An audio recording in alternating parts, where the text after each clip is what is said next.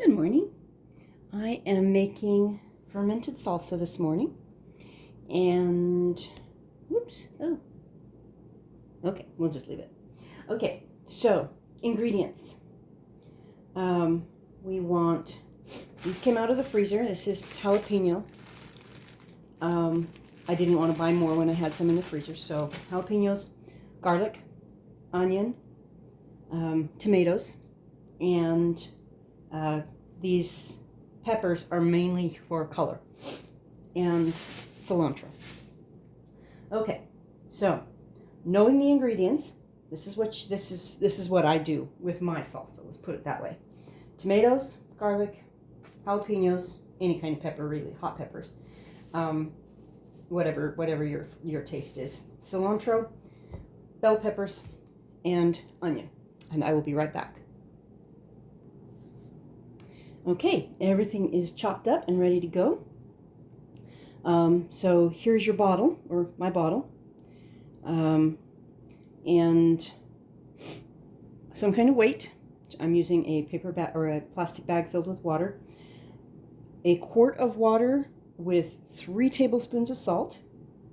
Your jar, and I just use whatever large jars I happen to have.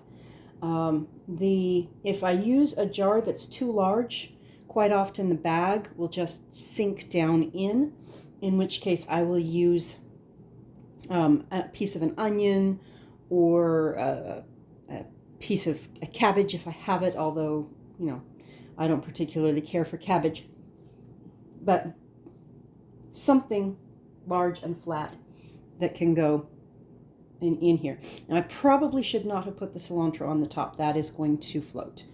So we're going to take our water,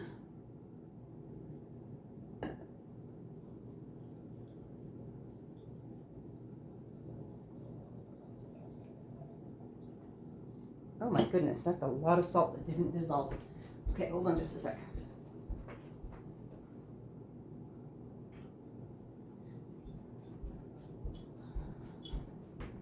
Just grabbing another tablespoon or so. Now you can see that all of that is floating. But what we need to do for the ferment is to keep all of that under the water. Okay, so you can see that the water floats up, but the bag holds everything else down. So let's get some of that air out of there. And I need a knife because, like I said, a lot of the cilantro is floating. To try and get some of that down below the bag, because the more stuff is on the surface, the more likely it is to mold. Okay, so there is and I forgot to put the pepper in, whatever.